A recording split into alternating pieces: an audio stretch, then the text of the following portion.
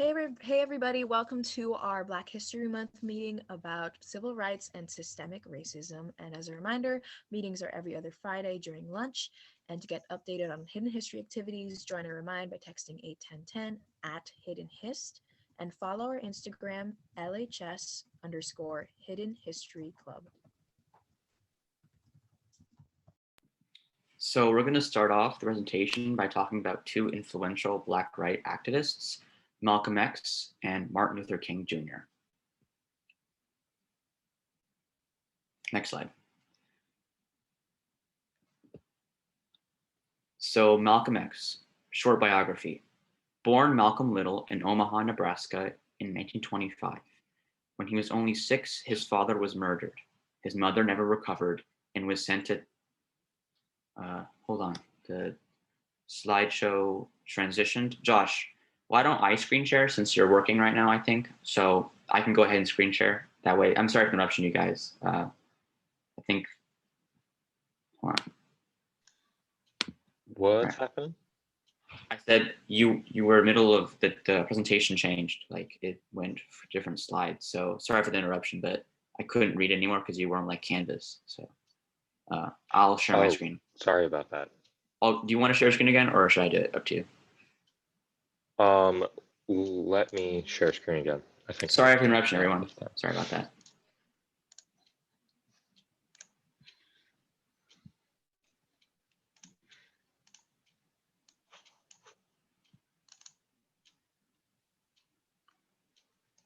Okay, I think I got it now.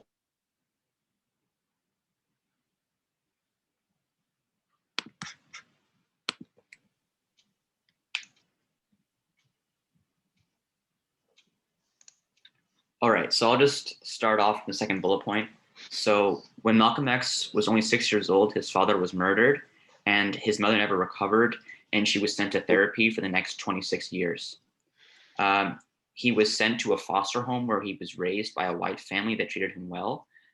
He often talks about his experiences in that family as being very kind, but he felt like the parents treated him more like a this is his quote. He said they treated me more like a poodle than an actual human. So I think that they might have been a bit. I'm not quite sure what and how to interpret that, but that was just a quote that he talked about. So I'll let you guys interpret that yourself. But Malcolm X left high school and fell deep into the drug world and was arrested for larceny and sentenced to 10 years in jail. However, during his time in jail, Malcolm X converted to Islam and joined the Nation of Islam. And the Nation of Islam is an African-American group dedicated to promoting African-American politics and freedom. Later, he separated from the Nation of Islam and focused on embracing socialism and Pan-Africanism, which basically refers to helping all African people during the African diaspora.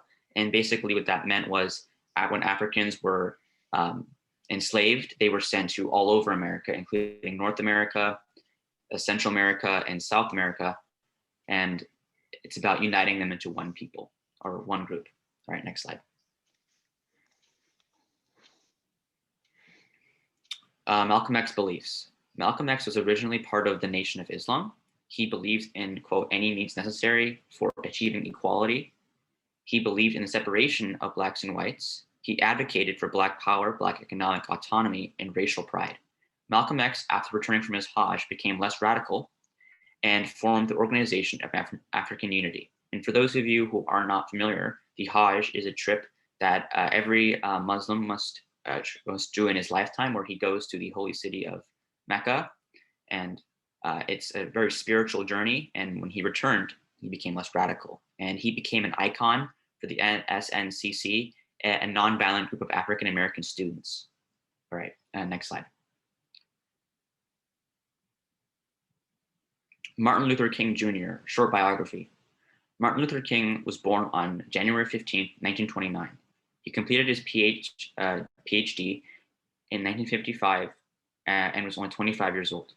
On August 8, 1963, a historic march on Washington drew more than 200,000 people in the shadow of the Lincoln Memorial. It was here that King made his famous speech, I Have a Dream speech. This resulted in the passage of the Civil Rights Act of 1964, authorizing the federal government to enforce desegregation of public accommodations and outlawing discrimination in publicly owned facilities. This also led to King receiving the Nobel Peace Prize in 1964. On April, he was standing on a balcony outside of his room in the Lorraine Motel and was assassinated by a sniper's bullet. Next slide. Martin Luther King Jr. beliefs.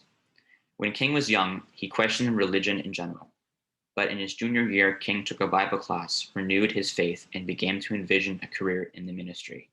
Following that, he went on to become a minister in the Baptist Church and went to university to obtain doctorates in theology. Overall, he promoted nonviolent tactics to achieve civil rights and sought equality for Americans, the economically disadvantaged, and all victims of injustice through peaceful protest.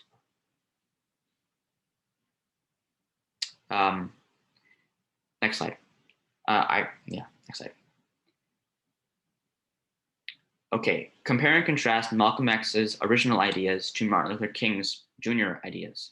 And so if you guys want to, you guys can ask me to go back to another slide, and that way you can see and kind of review the ideas if you need to. So I'll give you guys some time to type in chat your response. And then there's another question, which is, how did Malcolm X's ideas change over time? So I'll give you guys time to type in the chat. And since we have a small group today, if you feel comfortable enough to speak out loud, that would be also okay.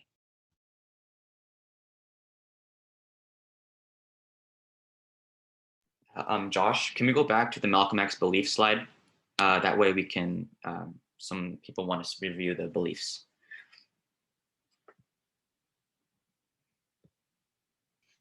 I would say like that Malcolm X's original ideas were very very radical, I would say, because he wanted only for Black people and like he wanted the rights only for them, and then for Dr. King, he wanted it for everyone, and he saw it that equality and like that it wasn't just him who was having the problem, and that there were other groups that were also not having full rights, and then he fought for everyone together and he saw that if everyone's united under one thing, that will be the most like better way to further equality. Absolutely, I couldn't agree more. Thank you for sharing. Yeah, I agree. And I also think that it was understandable why Malcolm X would believe in the separation of Blacks and whites, because of, as we look back on previous presentations that we've done, there was a lot of disparities between Blacks and whites already, and the treatment of Blacks weren't so good. So I could totally understand why he believed that at first. Yeah, I do agree with what everyone has said so far. The segregation based off of race is, I think, what differentiates both advocates the most. I think the quote on Martin Luther King Jr.'s slide, the one where he talks about light is the only thing that can drive out darkness, and love is the only thing that can drive out hate, not hate. I think that's like the perfect quote if you want to analyze, how MLK Jr.'s mindset compared to Malcolm X's mindset. Yeah, I agree. Sorry, I couldn't read that quote out loud. I have captions on, and so I couldn't see the full quote, so I apologize. I wasn't able to read it out loud. Nora Lee typed in chat, by any means necessary by Malcolm X versus King's peaceful approach is another big difference. Absolutely. Malcolm X wanted in any way possible, and Martin Luther King Jr. wanted a peaceful approach. So definitely a really important difference. Yeah, I agree with what Nora Lee says there too, because I feel like if you get something peacefully, then majority of the of society agrees with the issue, and if you do things by violently, then it may just be a top like 10% who has the most means to take over, and that the not majority of the country may still resent it. And so if you become peacefully, then majority of the country will agree with you, and you won't just revert back to the old ways in 10 or 15 years after they lose power. Absolutely. And in history, we've seen that. So good point. So I'll give you guys about 1 more minute to type in chat, get your ideas out, and then we'll move to the next slide.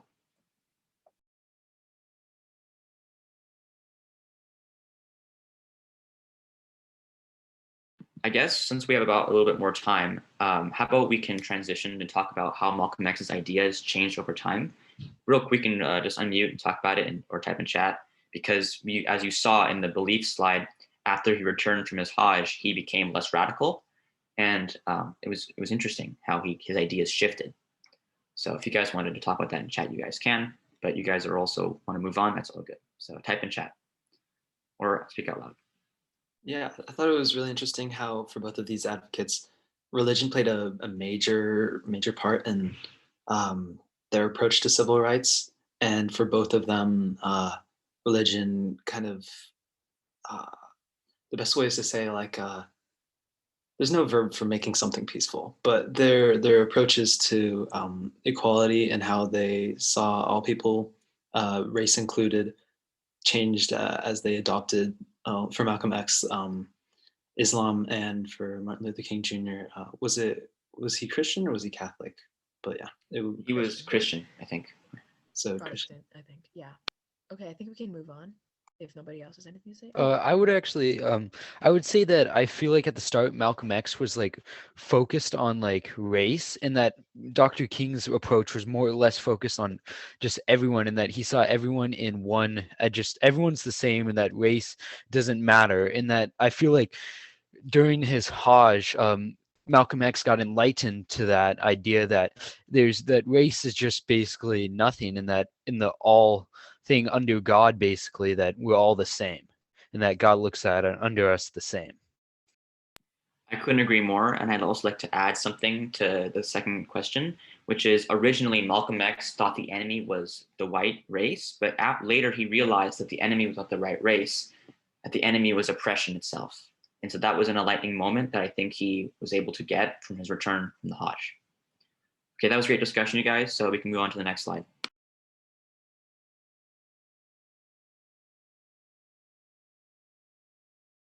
Josh, can we go to the next slide?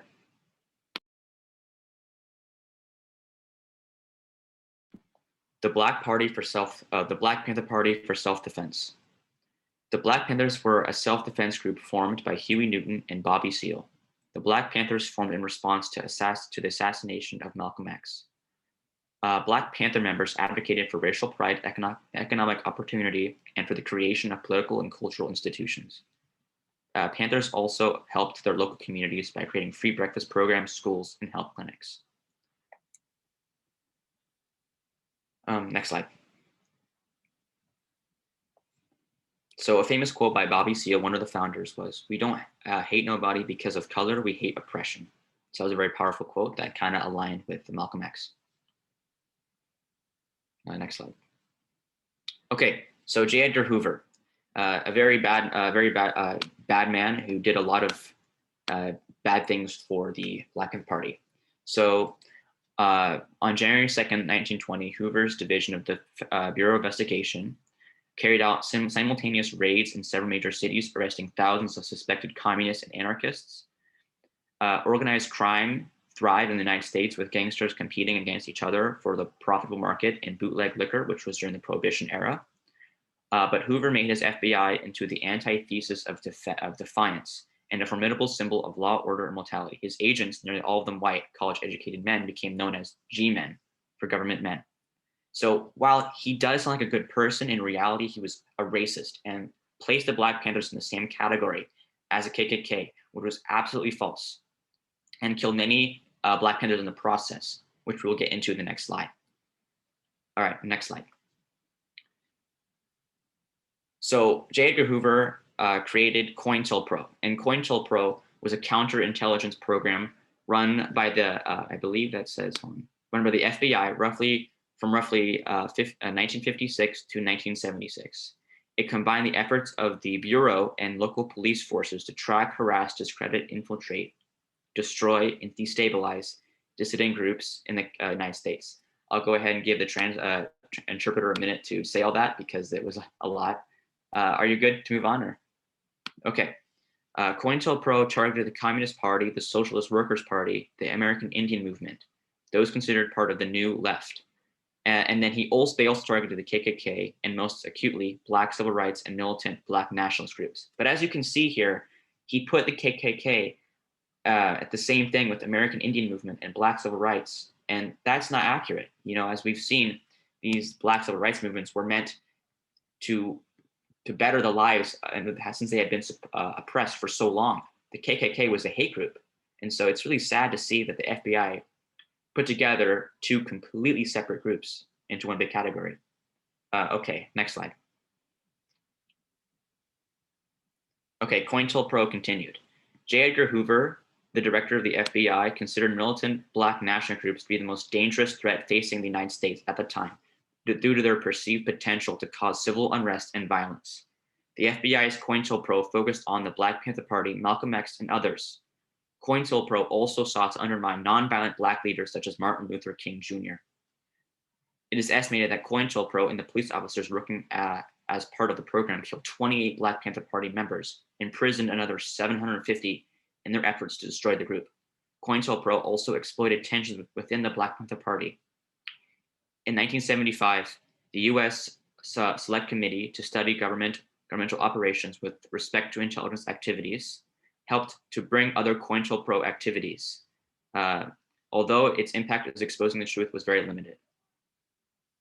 Next slide. So before we move on, Adrian, sorry, I could go back to the other slide. I wanted to clarify something. Sorry, Josh.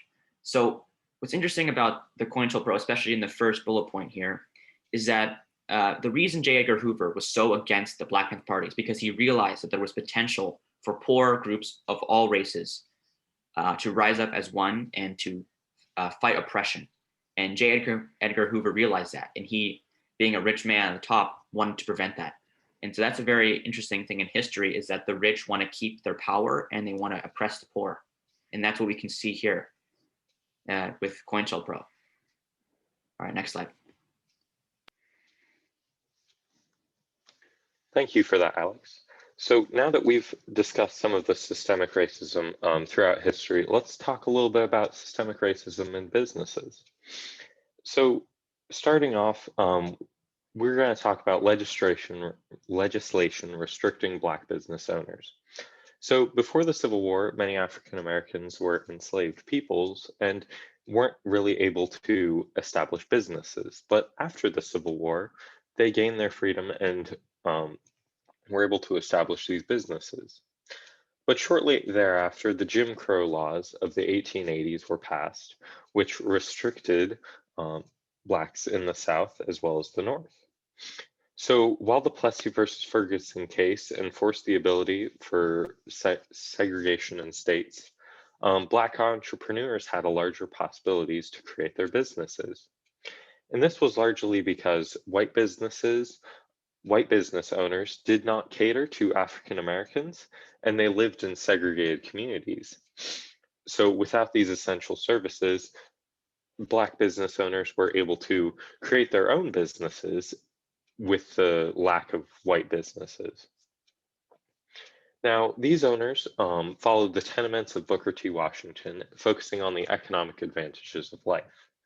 Now, if you remember from our past presentations, Booker T. Washington said, you can accept segregation, but make sure to focus on economics because that's how we win out this in the long run. But shortly thereafter, these principles sort of changed with W.E.B. Du Bois, but these business owners still kept on going. Now, these businesses include things like barbers, beauty parlors, restaurants, and motels. And here is one example of a motel item. Now, let's go a little bit more contemporary with Black-owned businesses in our own community. So I want to highlight a couple restaurants, the first being Jackie's Place. Now, a little bit about Jackie's Place is that it's owned by Jackie Johnson, who highlights her favorite food delights, including fried chicken, catfish, and shrimp and grits. Now, a little bit about this place is that before the pandemic, they experienced a fire, which caused it to close down, but hopefully they're recovering ever since. Now, additionally, there's also Moudet Restaurant, which serves traditional plates prepared with Ethiopian spices such as lamb tips and durawat, including contactless delivery during the pandemic. So if you're interested to check that out, I highly suggest it. Now, for those of you that don't know, durawat is a type of curry with multiple types of meats, vegetables, and spices combined into one delicious dish. And finally, there's a local Black-owned business, Nirvana Soul, which is a recent addition offering a large amount of tasteful coffee in the Sofa district, owned by Jeronica Macy and Bianca Asholu, currently offering takeout in the pandemic. So speaking of the pandemic, I want to cover a couple of the pandemic effects on Black-owned businesses. So even before the pandemic, Black Americans made up of less than 2% of small business owners, even though they made up approximately 17% of the population. So, but after the pandemic began, 40% of Black business owners reported a loss of work, while only 17% of white small business owners reported that same loss of work. Now, this is largely because, as we'll discuss in a bit, many of these Black business owners were not financially secure before the pandemic, with less than 6% of cash liquidity on hand, as well as they're not easily able to transfer online because they have fewer employees and work in businesses that are hard to transfer online, such as restaurants or retail. Now, these continued business closures could harm lower income communities further, because after these small businesses close in these communities, that means less economic gain, in which turn further amplifies the already widespread problem of systemic racism in these communities, amplifying the wealth and income disparities between both the rich and the poor, as well as white people and people of color. So with that in mind, how have Black-owned businesses changed over time? And furthermore, how do you think we can support these businesses during the pandemic? If you guys want to type that in the chat or share it out loud, I'd love to hear your responses.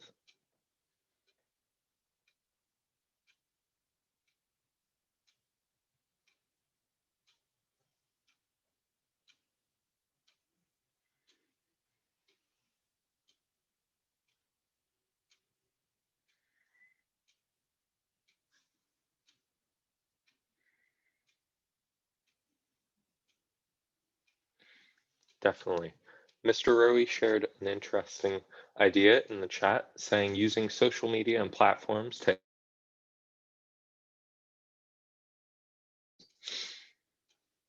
and yeah, that'll definitely increase support for these businesses as well as gather attention to this problem and disparity.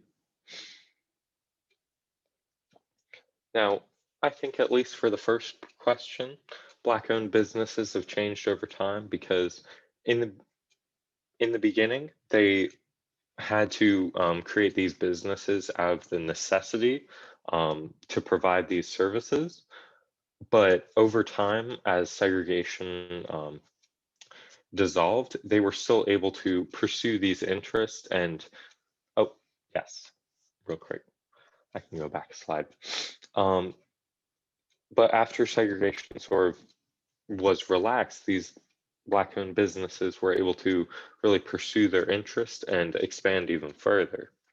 Now, that doesn't mean that they still don't face systemic issues like today, but it's definitely a shift from the Jim Crow laws back in the late 19th century.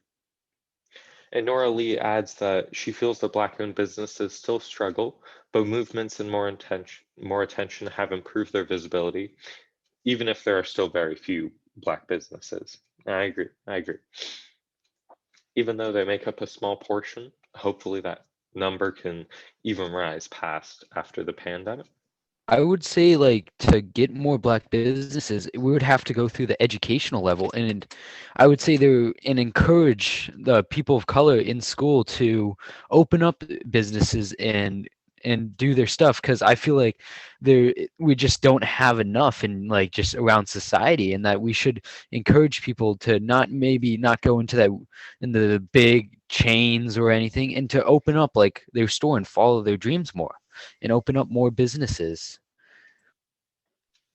So building on that idea as site leaders, you guys are all site leaders in our community. What can we do actionable within our own community in terms of exactly what you said right there?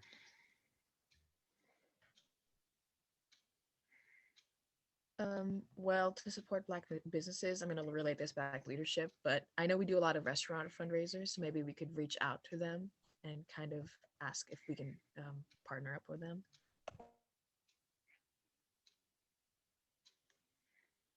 Definitely, definitely.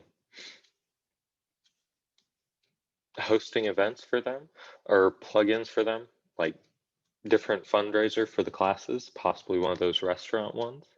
You guys are definitely bringing up some very great points, including Landon saying that Black businesses could use our business during the pandemic, which means opening up our food palettes to the foods prepared by these Black-owned restaurants. Yeah, I highly suggest that as well.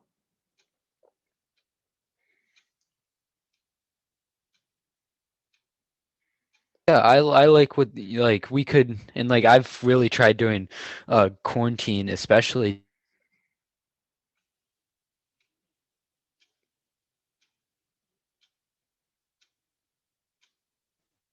Finn, you cut out if you didn't know. I like that. And also, Adrian, maybe you can make a note in next leadership meeting, do a quick recap when you recap, this week and this event and all the great work you guys have done. Also focus on the specifics, like you just said. Here's what we could do right now as a community. So if you could remember, Adrian, to bring that up, that'd be awesome. Okay, yeah, I'll do that. These are really some great ideas, and I hope to see them in the community. But I think we're gonna move right along. I'll pass it off to Adrian. Black Lives Matter. So we'll mostly be discussing the why or the reasoning behind the movement, and mostly because everything about this movement could take an entire meeting or lesson or more. Next slide.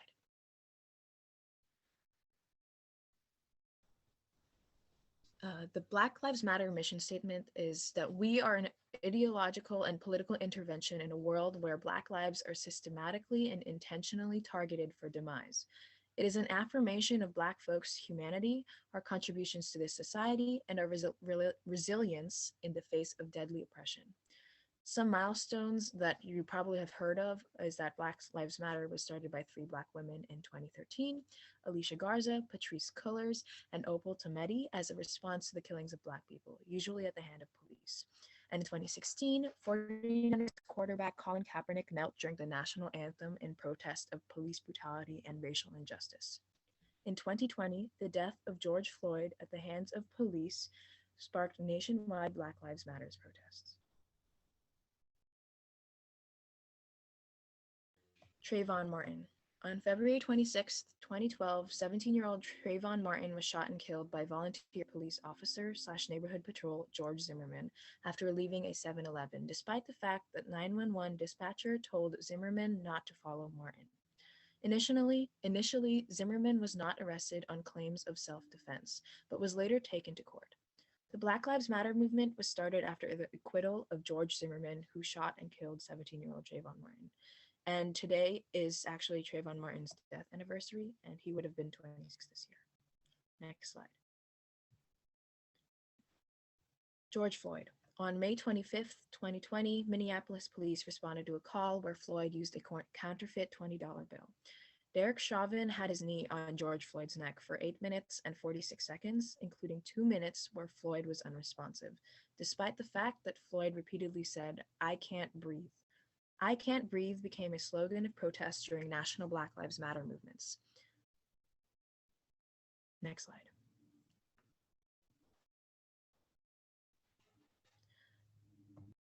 Okay, police brutality statistics. It is estimated that around 1,000 civilians die each year from police brutality. One study conducted by a research group known as PNAS found that Black men are 2.5 times more likely to be killed by police officers than white men. Another study done by Justin Nix, who has a PhD in criminology and works for the University of Utah, found that Black men were 2 times more likely to be shot unarmed than white men. Sadly, police shootings are only increasing, with 58 people having been shot by police. in 2021 alone. And the fatal police shooting rate among Black people is higher than any other race, with 34 fatal shootings occurring per 1 million Black people. About 17% of Black people who died as a result of police harm were unarmed, a larger share than any other racial group, and about 1.3 times more than the average of 13%. Next slide. So here's a chart for the number of people shot in the United States from 2017 to 2021 by race. And it is important to keep in mind that Black people are a minority in this country. So there are only 44 million Black Americans, and there are over 250 million white Americans. Okay, next slide.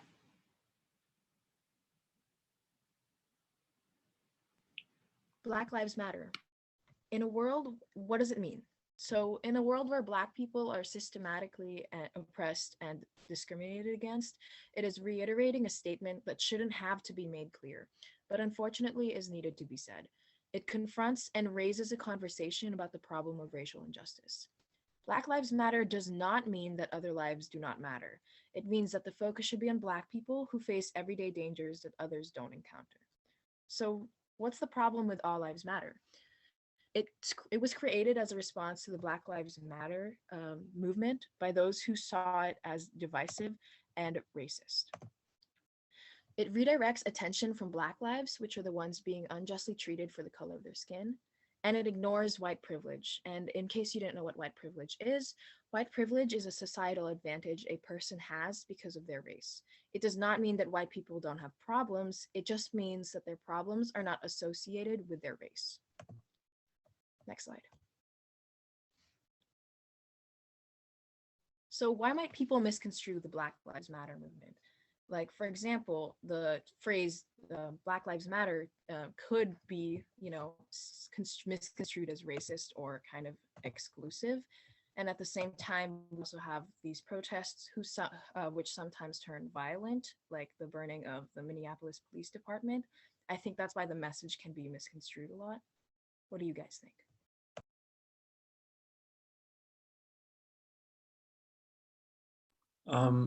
Oh, I could say the misconstruction of the Black Lives Matter movement is typically tied to like the defensive mentality, like the black or perceiving the Black Lives Matter movement as an advocacy for greater rights for people of color, when in reality it is actually just leveling the field.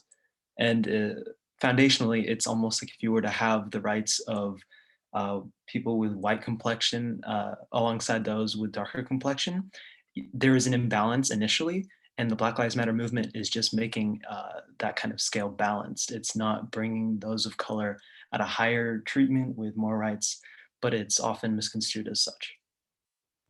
Yeah, I love how you said that it's just bringing the rights of people of color as equal to white people. And Natsu also says that misinformation on the internet, that's absolutely true.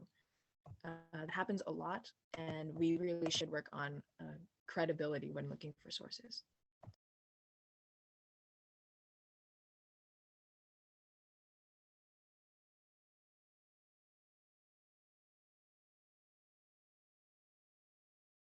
Nora Lee says, I feel it is a lack of understanding by non-Black people in thinking this movement is selfish or focused only on Black people.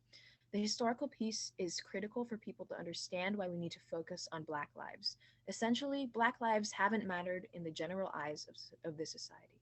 Yeah, absolutely. And I could see why people think that, like, just the Black Lives Matter could be seen like right off the bat like as selfish when it's not, because when they fight against police brutality, they also include the police brutality against disabled people and white people and just all races.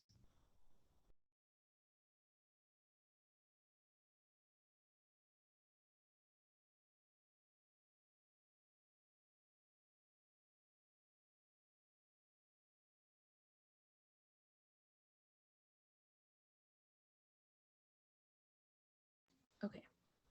Does anyone else have anything to say?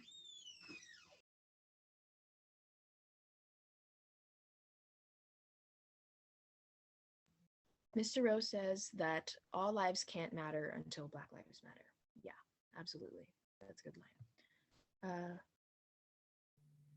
Yeah, and that wasn't me. That was something I saw. I can't remember when, but when I saw it, it was just like, that's just the simplest way to try to put this to someone who sees it from a different perspective. And I think explaining it that way would really encourage people to reflect and think.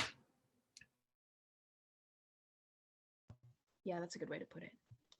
We'll be moving on to the next slide. So what have you learned from these meetings? And what was your favorite thing to learn? And what was the most important thing that you learned? Nora Lee also says that the other quote is that blue lives isn't a race. Yeah, that's true. Blue lives is not a race, and blue lives is referring to police. And being a police officer is an occupation. And unlike, skin color, you can't change. I mean, unlike skin color, you can't, change. We got you, Adrian. We know what you're saying. Thank you.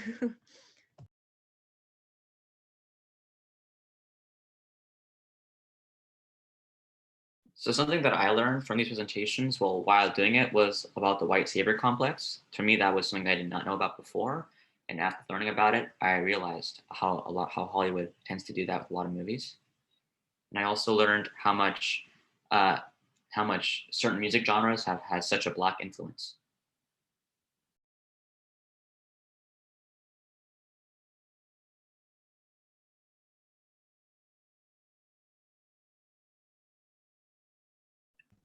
All right.